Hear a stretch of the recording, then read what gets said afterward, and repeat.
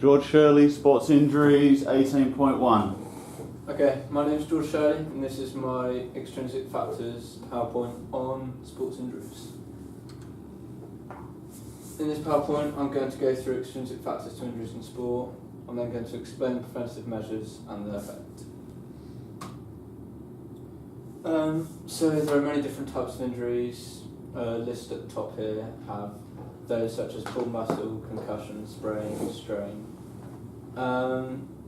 Different injuries relate to different parts of the body. So for example, a pulled muscle relates to the muscular system, whereas shin splints relates to the skeletal system. And then preventative measures. So preventative measures can be split into two sections: roles of the coach and the equipment and environment. So one preventative measure that a coach could take would be to have up-to-date knowledge of the sport or the performer. So for example, in rugby there are frequent changes with regards to health and safety, so they would need to know correct technique to teach with regards to tackles. In addition to this, they'll need to know the age, ability level, experience of the participant they are coaching, as well as stuff like injury history and any illnesses they may have. An example of a preventative measure for equipment and environment would be just general equipment checks, so checking to ensure all equipment is in adequate condition for use. So say there is a gym session going on for a football team and the barbell's got a crack in the middle of it, it should not be used and get replaced in order to prevent whoever uses it from getting injured. Coaching. So poor coaching can result in a wide variety of sports injuries. One example of poor coaching would be teaching incorrect technique. If incorrect technique is taught, then so for example, if in triple jumping incorrect technique is taught, the athlete could potentially end up with a more severe injury such as a hyperextended knee, or a slightly less severe injury such as shin splints. These injuries would be attained in most likely the landing of the hop phase, because that's when the greatest force is being put on the leg as the athlete comes down. The preventative measure for this would be for a coach to go on a coaching course. So say they've got level 1 athletics coach, they could then go on further to improve their qualifications by maybe getting level 2 or level 3 coaching. In addition to this, they can maybe go on specific coaching courses for the event they're coaching. The impact of this preventative measure would be that the coach would be able to develop a greater and clearer understanding of the correct technique to teach, therefore minimising the likelihood of whoever they're coaching injuring themselves. Another coaching example would be communication between coaches and participants, and ensuring this would lead to the ensuring of adherence to rules and regulations from national governing bodies. So for the coach, they would have to research the national governing body regulations before teaching or discussing them with the athlete in order to ensure that they're not passing on false information.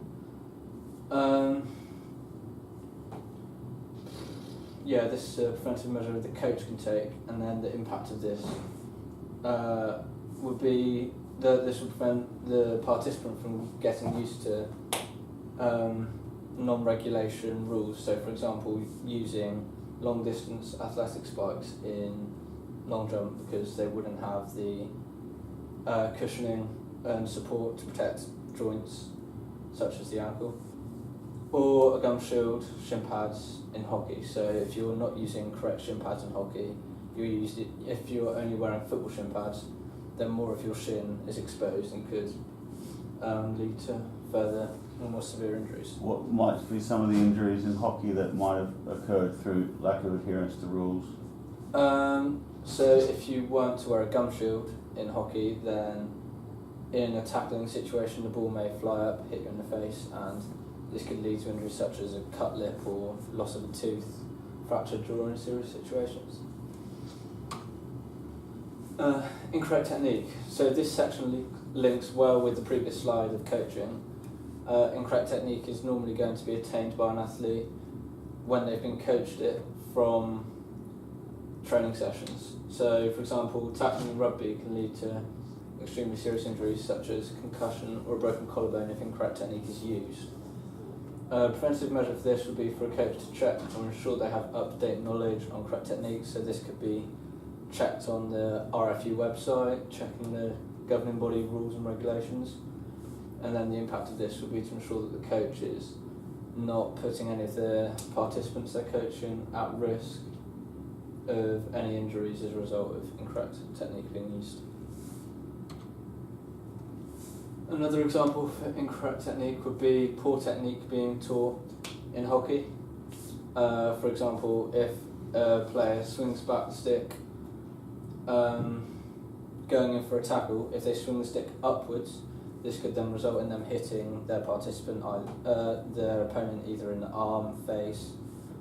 So this rule is basically not to raise your stick in a dangerous situation.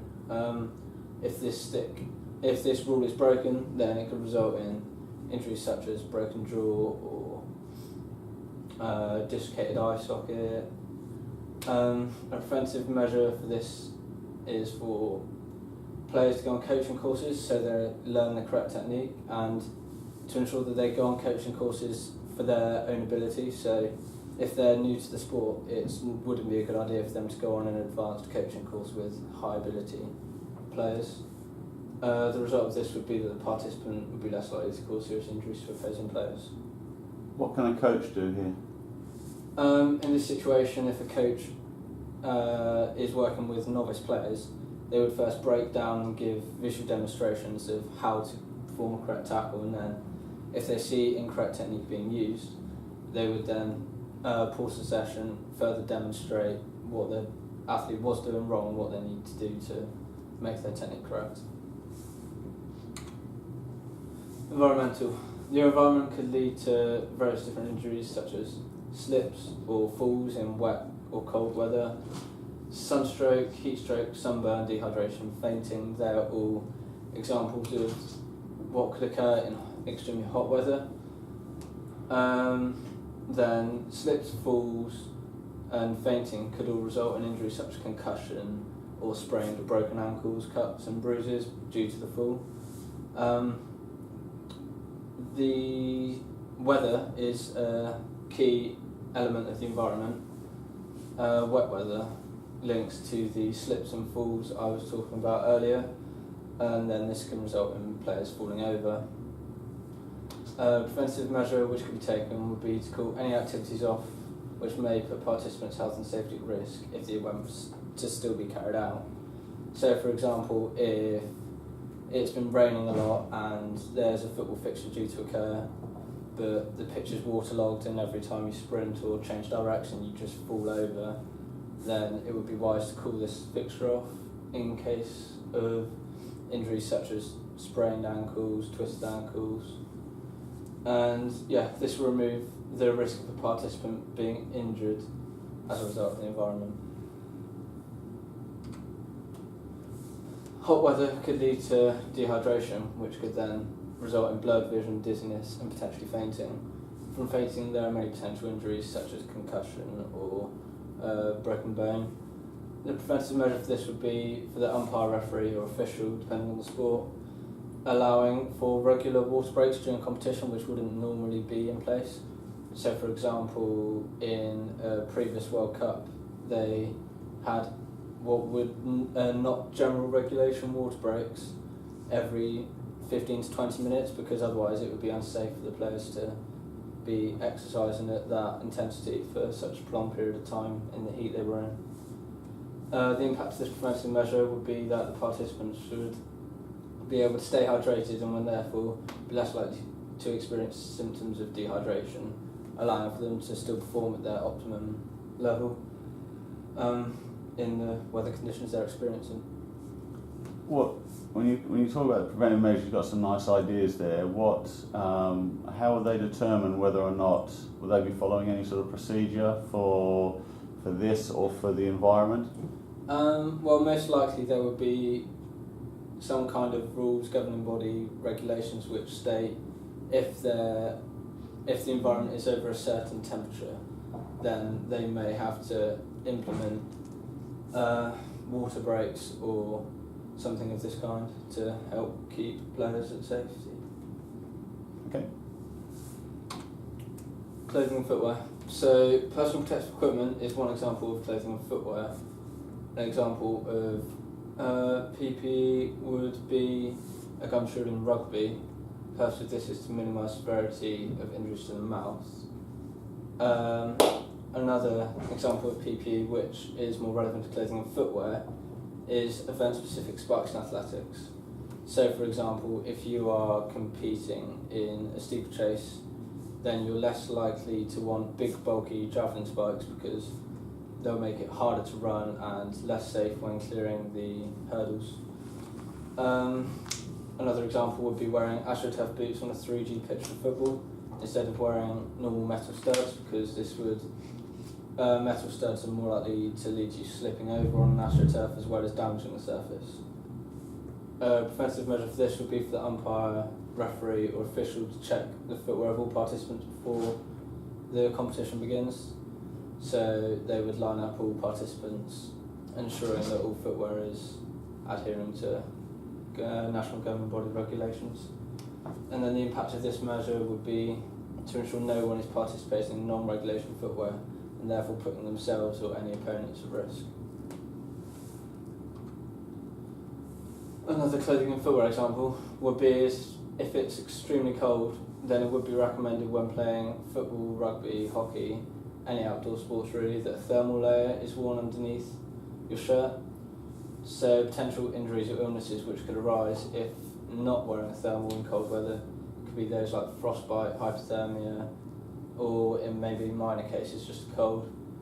And then a preventive measure of this could be if the temperature was sub 5 degrees, for example, then it could be compulsory for all players to wear a thermal layer under their upper body in order to keep them warm and minimise the likelihood of them falling ill as a result of competing in the weather.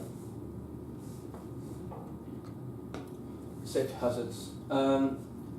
So first aid provision. This safety hazard relates to the safety of those attending the event, and if one of them were to fall ill or injured, how long they'd have to wait before they receive first aid. A preventive measure for this would be to ensure that there is at least one first aid qualified person with relevant equipment such as first aid kit at the area for every 20 people. A safety hazard increases the likelihood of injury.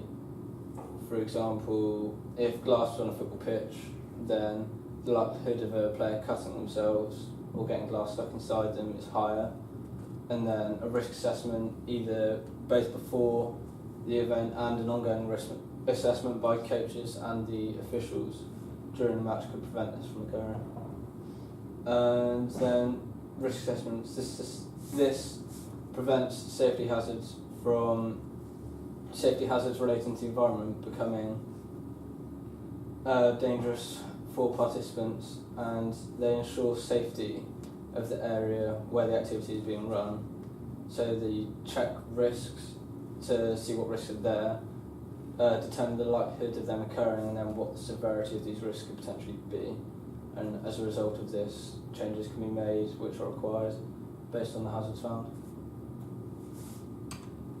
Okay, thank you for that. How important a role do risk assessments play in sports injury prevention? Risk assessments play a vital role in sports injury prevention, because if a pitch is not checked or an area which is being used is not checked, this could potentially result in a variety of different injuries, because, for example, if the area is open to the public, anyone could be using it, and therefore it could be left in any state without being checked to ensure it is in adequate condition for competitive situations. Okay, good. Thank you.